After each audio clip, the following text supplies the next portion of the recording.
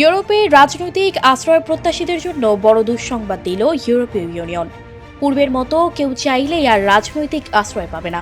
সেই সঙ্গে বন্ধ হচ্ছে প্রতারণার মাধ্যমে আশ্রয় নেওয়ার সুযোগও। অনিয়মিত অবৈধ অভিবাসন ঠেকাতে এবং মানব পাচার রোধে দীর্ঘ 4 বছরের বিতর্ক আর আলোচনার শেষে নতুন অভিবাসন আইন নিয়ে ঐক্যমতে পৌঁছেছে 27 দেশের এই জোট। এই নতুন আইনে রাজনৈতিক আশ্রয় ও প্রয়োজনীয় অভিবাসন নীতির সংস্কার প্রস্তাব অনুমোদন করা হয়েছে, যে আইনে আছে 10টি ধারা।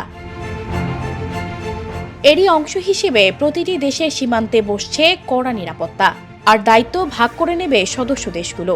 এছাড়াও রাজনৈতিক আশ্রয়ের অনুরোধ সীমান্তের বাইরেই যাচাই করা হবে। তা গ্রহণ না হলে ফিরতে হবে নিজ দেশে। প্রতিটি দেশের সীমান্তে থাকছে আশ্রয় কেন্দ্র। কোনো সদস্য দেশ আশ্রয় প্রার্থীদের নিতে রাজি না হলে অর্থ বা অন্যান্য সম্পদ দিয়ে সেই দায়িত্ব পালন করতে হবে।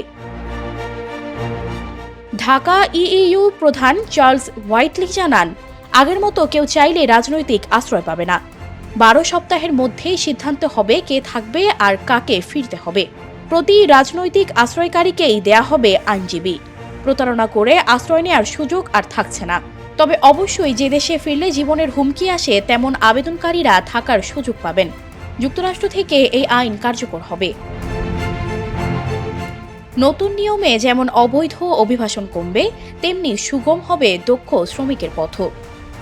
বাংলাদেশিদের জন্য, বিশেষ করে দক্ষ এবং মেধাবীদের জন্য দারুণ সুযোগ হবে বলেও মন্তব্য করেন চার্লস হোয়াইটলি।